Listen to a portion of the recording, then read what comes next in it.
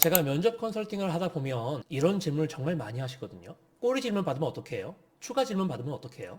근데 이러한 것에 대한 답변을 하기에 앞서서 반드시 먼저 선행돼야 되는 게 있습니다. 추가 질문과 꼬리 질문의 차이점을 반드시 인식을 먼저 하셔야 돼요.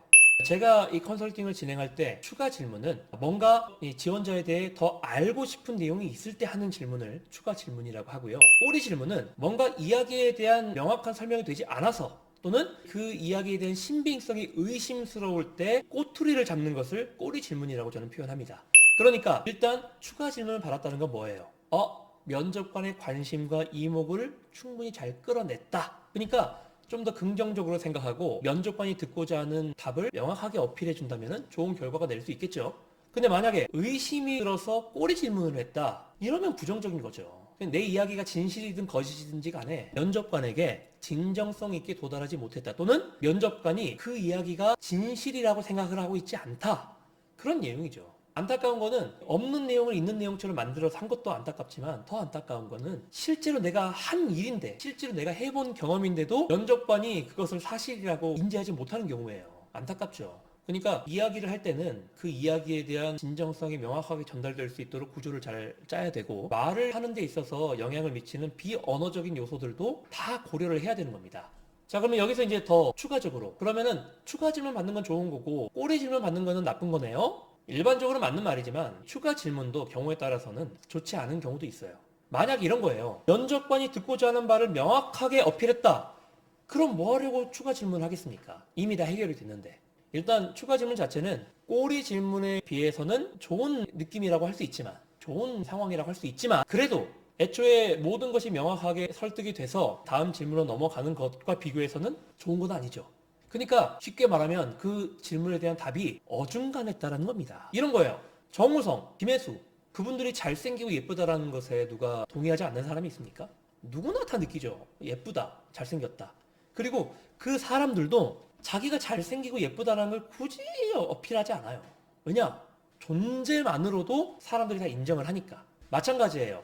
어떤 사람이 그 사람이 이력서나 자소서를 제출했을 때 그게 이 정우성이나 김혜수 씨만큼 명확하게 자신의 강점에 대해 어필을 하고 있고 기업에서 필요로 하는 역량에 대해 잘 어필을 하고 있다.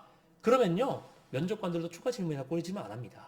그 사람이 한 답안이 굉장히 명쾌했다. 확실하다. 추가 질문, 꼬리 질문 안 합니다. 근데 어중간하면은 추가 질문이나 꼬리 질문을 하겠죠. 예를 들어서 잘생긴 것 같은데 가끔 보면 좀 못생긴 것 같기도 해. 그럼 그 사람은 스스로도 알아요. 내가 좀 애매하다는 거를. 그러니까 항상 이렇게 얘기하는 거예요. 야, 나 사진 찍을 때 요 각도로 보면 괜찮지 않냐? 사람들이 인정을 요구하고 설득을 하려고 하고.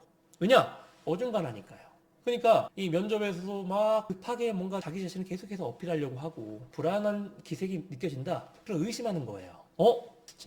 저 사실 조금 자기 스스로도 자기 역량이 어중간하다는 걸 좀 알고 있는 것 같은데. 그럼 면접관 어떻게 해요? 계속 송곳 질문하고 꼬리 질문하고 추가 질문하는 거죠. 왜냐? 그렇게 보이니까. 더 나아가서 대인관계 정말 잘하게 생긴 이미지잖아요? 그럼 대인관계에 대해서 굳이 물어볼 필요가 없는 거예요. 그런 사람에게는 업무 역량과 관련 경험에 대해서 먼저 물어보겠죠. 근데 업무 역량이 진짜 뛰어나 보여. 그러면요. 그 사람은 기본적으로 대인관계에 대한 질문을 받게 돼 있어요. 왜냐? 업무 능력이 뛰어나면 필연적으로 뛰어난 능력으로 인한 시샘을 받을 수 있는 거고 또 업무 역량이 떨어지는 사람들과의 트러블이 생길 수가 있잖아요. 그러니까 당연히 물어보는 거죠. 대인관계가 좋은 사람은 당연히 업무 역량을 물어볼 수 있는 이유가 뭐예요? 대인관계는 잘할지언정 저 사람이 주어진 업무를 효과적으로 수행하는 데 있어서 그 역량이 충분할까? 역량이 부족하니까 대인관계에 대한 역량을 키워서 묻어가려는 건 아닐까? 충분히 생각할 수 있죠. 근데 만약에 업무 역량도 뛰어난데 대인관계로도 뛰어나다. S급 기업이면 뽑겠지만 약간 좀 애매한 기업 입장에서는 야, 저렇게 뛰어난 애가 왜 우리 회사에 지원을 하지? 우리 회사는 그냥 보험용으로 들어오는 거 아니야? 이렇게 판단할 수 있는 거죠. 이 면접 코칭은요, 철저하게 그 사람, 각 개개인의 모든 부분에 대한 장단점을 파악한 뒤에, 그리고 그 사람들의 정보를 정확하게 파악한 뒤에 분석을 할 수 있는 거지, 그냥 뭐 책 한 권으로 또는 영상 한 편으로 이래야 되더라, 면접은 저래야 되더라, 이런 한마디 한마디로 결정할 수 있는 게 아닙니다. 반드시 한 명 한 명 세세하게 코칭을 해야만 하는 일이죠.